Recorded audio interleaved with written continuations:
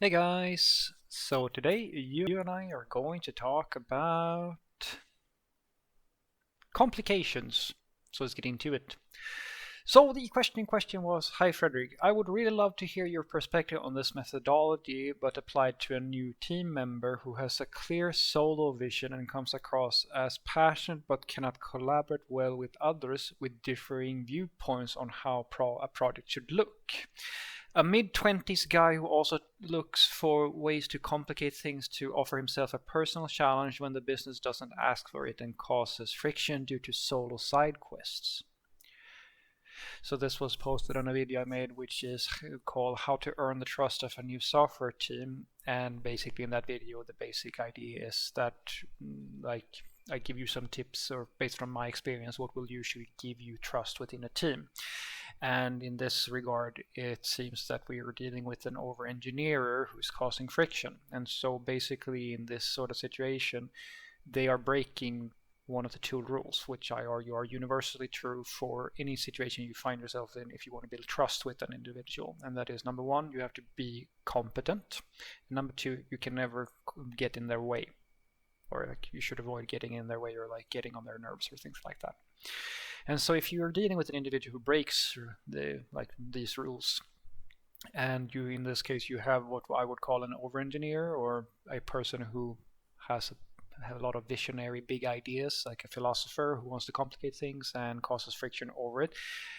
The method I usually use is something I refer to as the expert democracy, and the basic idea of that is that my argument is that when you have a difference of opinion on how something should go or how something should work and so forth, in a pure democracy you just vote on whatever topic, right? But for us software developers, I argue that it's better to use what we call the expert democracy, where if you are an expert on this subject, explain your reasoning, present facts, experiences, and things like that, something tangible that we can all agree on, like objective truths, if it's at all possible, and then make your case, and then you agree or disagree, and then you vote.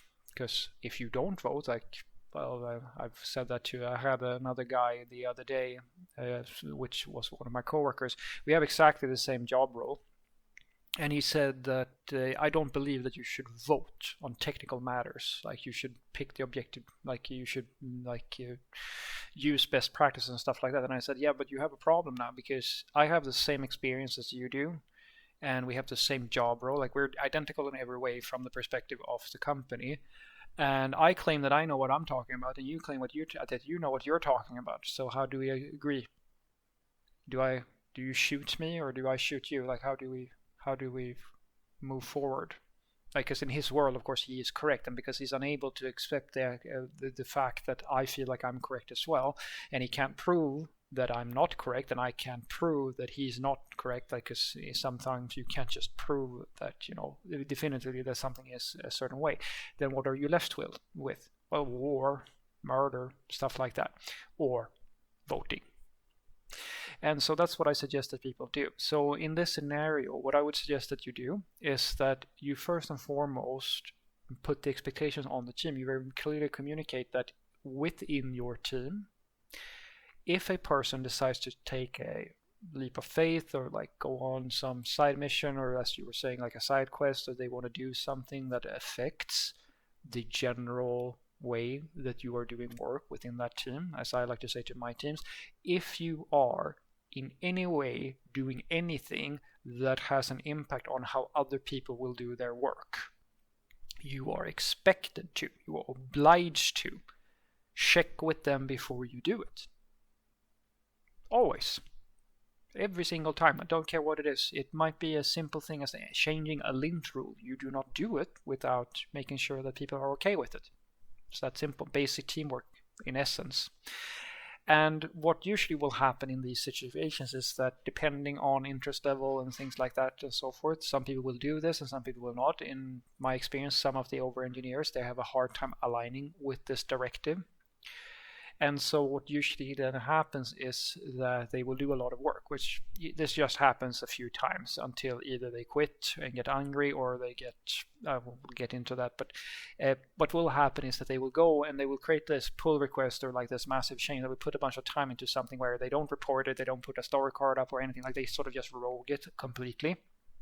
And my suggestion to you is don't get angry in this situation. Understand that this is just like it's like a kid who doesn't know that something is a rule yet. They haven't learned to respect the rules that you have set in the house or whatever, so they just let them burn their fingers and then they're going to learn it. And so what's going to happen is that they're going to put up a pull request or something like that, and all you have to do now in its entirety is to say, I'm not sure about this. Have we discussed that we want to do things in this way? And then not approve the pull request. Done.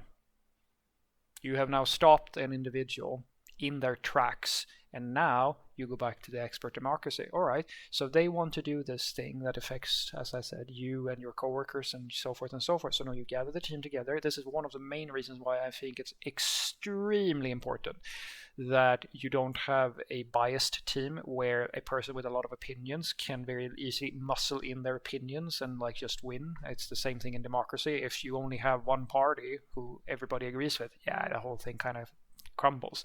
You have to have an opposition or like you someone with a bit more balanced view of things. That can be tricky sometimes because you can't affect your own team if you're just a software developer usually. That's a hiring problem, or in my case a principal engineering problem type of thing where you can bring it, but you can still go outside of your own team to do. I've done this sometimes, guys, where I haven't been able to do it within my own team. I've presented it to like managers and stuff like that. And so what you now do is that you ask them to just justify their actions. And what will happen in those sort of situations is that they're going to have to start explaining themselves. And if they have a good argument for why they want to make this change and like the others in the team agree, well, then just do it. And no problem, right? On the other hand, if they do the thing that usually happens with people like this, which is that they either get angry, upset with you, or like they feel like this is obvious to me and I think this way and I feel that way and why should I have to like blah, blah, blah, then they're not going to be able to convince your team. And then you and the other team, what makes who might be more of the same mind, might say that no, actually we don't really think that this is a good idea, please change it. And now they have a problem. And the problem is that they have done the thing that I've told you guys many times before. Don't just go and do the thing that you think that you're supposed to be doing. Make sure that you know what you're doing, because it sucks like hell to work a really long time on a pull request, and then when you get to the end of it, it turns out you did the wrong thing and now you have to redo the whole thing. And that is exactly the position that they find themselves in, and they have no one to blame but themselves. Usually this is something that in my experience, sometimes it works, but many times they get really angry about this stuff. That's why I usually bring in my manager very quickly on these sort of topics, because basically it's very difficult to get this behavior to change by just being a coworker. In my experience, you usually have to make sure that, because they wouldn't have been, if they cared about your opinion and stuff like that organically, they would usually check with you before they did these sort of things. They wouldn't have an issue. But if they don't, make sure that you talk to your manager about this. Report them. Basically, if they start creating tension and friction over this and there becomes an argument, don't engage. Like I always tell people, don't let it cascade to a point where you get angry and upset yourself. Address it immediately in a professional manner, because that way you're going to be able to mitigate a lot of the blast that comes from this. And so I'm very sorry to say, guys, sometimes these guys that do this, they get fired. They do. Because like nobody wants to work with them. And I promise you, if you go to your manager and say and explain that we're seeing some issues with this guy here who is doing all of these things, like the team wants to collaborate on this, and sort of like we don't really agree with his approach and he doesn't seem to be willing to listen, can you talk to him? They will talk to that individual and they will very quickly side with whoever usually is proposing, unless this person is like, you know, the golden boy in the team or something like that. They will usually side with the side who is saying we should collaborate and do teamwork, as opposed to just having some person do whatever they want, or that sort of mentality. That is the average manager at the very least. So what I want you to take away from this is that if you're finding it hard to collaborate with a philosopher programmer or someone who's like pushing their own agendas and stuff like that, and it causes friction in the team, just immediately introduce the expert democracy, where, as I said, the rule is very simple. You do not get to just sneak in a pull request or do something that affects my workflow or the other people's workflow without checking that that is okay. Just as everybody would expect you, like if you decided to change the coffee in the coffee machine in the office, you don't just do that because maybe we all like that coffee and you don't, and that's okay. Then maybe you get your own coffee, but like you can't destroy our setup just so that you can have yours. Same deal with the code. And all you have to do is to just not approve the pull request and then introduce a discussion, like you take a face-to-face call or like you ask them to sort of explain the way they feel. Usually these sorts of things are better to do like in face-to-face or like in a video conference, stuff like that. Don't use comments and stuff like that. It's so easy to misunderstand each other and get angry over tones and like toning and what you derive from what the text and so forth. It's so easy to get like real enemy like of mentality going if you're doing that over text messaging.